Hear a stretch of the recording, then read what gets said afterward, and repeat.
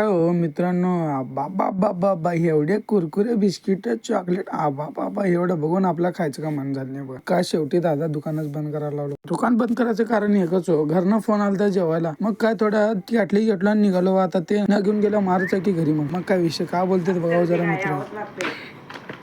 आणि कोणची शाखा खोलली की नात करते काही यावंच लागते म्हणलं. मग काय जोद्या म्हणलं आता दोस्त चालले.